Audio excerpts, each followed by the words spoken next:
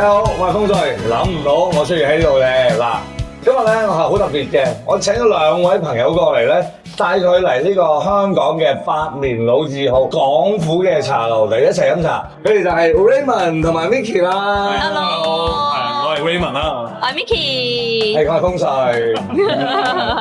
係啦，咁啊，我想問咧，你哋有冇嚟過呢間茶樓度？其實作為一個香港人咧，我哋都未嚟過呢間茶。誒，點解咧？唔係俾遊客嚟嘅咩？呢度你哋唔係遊客嚟嘅咩？我哋而家就係遊客啦。係啊，因為你之前唔係遊客啊嘛，所以咪冇嚟咯。咁樣係嘅，呢度係出咗名係好食兼貴嘅，同埋唔飽。所以係因為你哋係遊客，所以我啲又貴又好食係啦，又唔飽嘅，咁你先食得係啊更加多嘢啊嘛，因為接落嚟仲要去同你哋食好多餐嘅。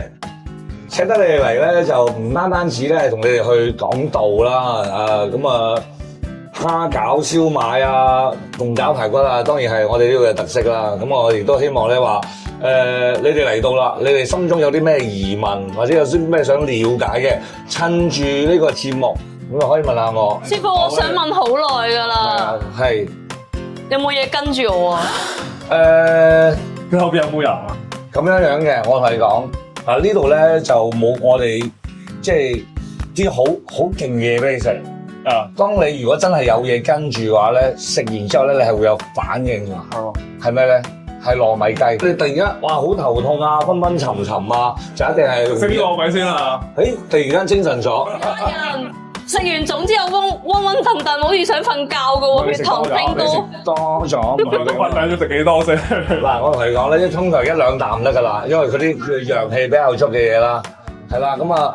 嗱，睇一個人咧有冇嘢跟咧，好簡單啦，三樣嘢啦嚇。首先睇下佢嗰個氣色啊，係咪好差啦？係。咁我見到阿 Micky 嘅氣色都幾好嘅，個眼睛咧係好光亮嘅，尤其係個眼神，眼神裏邊咧就係水汪汪嘅嚇。第二個咧就係話，對於一啲咧叫做味道比較重嘅嘢咧，佢係好驚嘅。你話蒜啦，係啦，芫茜啦、葱啦，啱先我講嘅糯米啦、羊肉啦。啲比較似樣嘅嘢，佢都會好驚嘅。咁你係咪唔食蒜啊？啱先我講嗰幾樣有冇咩唔食啊？冇。咁先啫，咁你幫佢拒絕咗啦，即係。我咩都食㗎喎。我但凡你講一樣嘢，我都話你有嘢跟。係咩真係㗎？係咪因為我比較為食咧？唔係話肥就冇嘢跟嘅。哇！你話肥啊？唔好意思。咁啊，最後一樣咧就係話，呢個人咧覺得即係時運點樣都唔好，因為有嘢跟咧，你個時運一定係唔好嘅。咁我睇翻你哋嘅 channel 啦，咁多 fans 啦，咁多 follow 啦，冇咁多。係啦，比我多啊嘛，係啊，我已經係覺得自己好勤力啦，點樣追唔上你哋？所以我覺得係冇問題嘅。好，我哋講咗咁多啦，我哋不如食啲嘢先。好啊好啊。初嚟報到嗱，呢個筷子咧未夾過嘢嘅。係啊，係。哇哦！我哋哎呀 Thank you。呢個咧係一個好特別嘅嘢嚟㗎。係燒賣有咩咁特別咧？佢係蝦最中意搞嘅。點解咧？蝦餃燒賣。哦，好似有啊喎。我哋覺得嘢咧，好多嘢咧都其實都係一陰一陽為之道，好多嘢咧其實都係成雙成對先係最好嘅。單獨嘅燒賣咧，咁佢好似缺乏咗個靈魂，因為點解咧？佢肉又太多啦。單獨嘅蝦餃咧，好似係食唔飽。其實我如果將呢兩個嚟用到嚟顯化咧，呢個就係陽嘅，呢個就係陰嘅。點解咧？點解咧？因為咧佢係喺陸地上面行噶嘛，佢係好踏實噶嘛，係咪先？所以佢就係一個陽氣嘅表現。呢個喺水下邊度游噶嘛，水係寒涼噶嘛，係咪先？呢個就係一個陰嘅表現。就但係呢兩個一拋埋咧，成為咗最好嘅一對。我想你可唔可以即係一眼咁望得出兩個夾唔夾嘅咧？即係其實係可以嘅，最緊要嘅係我哋話睇面相咧，裏邊有好多嘅學問啦嚇。嗱，我睇翻阿 Raymond 啦 ，Raymond 嘅成個顴骨嚟睇啦，佢顴骨嚟講比較高一啲，比較高一啲咧就比較中意話事，係啦，比較有權力，同埋比較可以掌控好多嘅嘢。咁阿 Micky 咧個顴咧就相對嚟講低翻少少。係啦，咁啊拳高咧配拳低咧，呢就叫做陰陽嘅結合啦。係咯，唔係話兩個人都要撥臂高，兩個人都要拳高一模一樣話夫妻相。所謂嘅夫妻相咧，其實就係互相嘅搭配。我真係要咁講㗎。你知唔知男人最緊要係睇兩樣嘢嘅？塊面㗎。係嘅，身體都可以，但係我哋唔方便透露啦，係啊。睇個鼻同睇個嘴。啱啊。係咪啊？真係㗎。啱嘅，啱嘅。咁啊嘴又好大嘅，嘴喺邊度咧？知唔知啊？牙齒。唔係，唔係。嘴唇。係啦，喺嘴唇，喺嘴唇嚇。呢個男人佢有冇咁嘅上進心，有冇咁嘅慾望？就睇佢嘅下唇，如果下唇比較好啲咧，佢個慾望會強啲。因為咧，男人我哋成日講話貪財愛色，冇錯㗎，呢樣嘢係啊，色就係呢個繽紛嘅世界啦，係咪？色彩多姿嘅世界啦，係啊，愛呢個色啦。嗱，你睇下，你可能冇認真，你只要認真錫過佢，但係未認真望過佢，係咪先？上下唇嘅比例啦，下唇係好明顯係厚啲嘅。道長你都係喎。漆黑中嘅螢火蟲嘅嘢都俾你，哇！咁出眾嘅嘢都俾你發現咗呢個，係啊！係咪話係上情下慾啊？我哋識嘅喎，女人咧就可能更加着重上唇啦，男人更加着重下唇啦，因為女人係相對嚟講重感情啲嘅，所以我哋話呢個又係一個搭配。啱先講咗顴骨啦，講咗嘴啦，咁啊，其實咧你兩個咧個鼻都靚。個鼻咧都算係比較高啦，同埋呢個我哋話個鼻頭都比較有肉啦，呢個叫準頭啦。鼻頭有肉咧，唔單止係代表咗你某方面比較勁，係咩？係財運啊，財運比較道長你都係鼻頭好有肉喎。係啊，財運都幾好嘅，咁啊食嘢嘅時候咧，我就醒大家幾句啦，係啊，係啦，但係依家啲餸都凍啦，食翻個燒賣先係。係啊，我想食好耐㗎啦。試下先。係嘅。都 OK 嘅。OK 喎，好香嘅。手工做啊真係好靚，因為係嗰嘢唔係手工做。你有咩搞嚟嘅喂？齋搞嘅，講啲道長你唔依家係唔可以食肉。嗱呢個咧又可能同你普及下道家嘅一啲少少嘅常識，再同你講下人生嘅道理㗎。好啊好啊，因為我好中意碎碎念㗎，但係碎碎念之前咧，我哋先飲杯茶先。係祝兩個長命百歲，壽比南山。好係。你哋冇好特別嘅咩？覺得我呢個祝福啊？我哋00後嘅喎，心諗你祝我心。我哋道教嘅修為裏邊咧，有個好重要嘅嘢咧，就係話人一定要條命長啲。條命長啲嘅話咧，我哋可以睇到呢個世界更加唔同嘅嘢，因為你嘅年紀唔同嘅感悟係唔一樣嘅。啱先你問我點解我食齋啦？我哋咧每一年咧都會有一個月叫做雷齋月。雷齋月要雷電道長。所謂嘅雷氣咧，就係我哋我哋今日其實喺出邊咧係大雨嘅，咁啊喺呢個特定嘅節日，又或者係呢啲時期咧，我哋去更加多去曬太陽啊，接收呢個氣啊，呢啲氣其實叫做雷雨季節，雷電多嘅時候嘅氣。係，咁即係每一年嘅某一個特定嘅月份，你就唔可以食肉。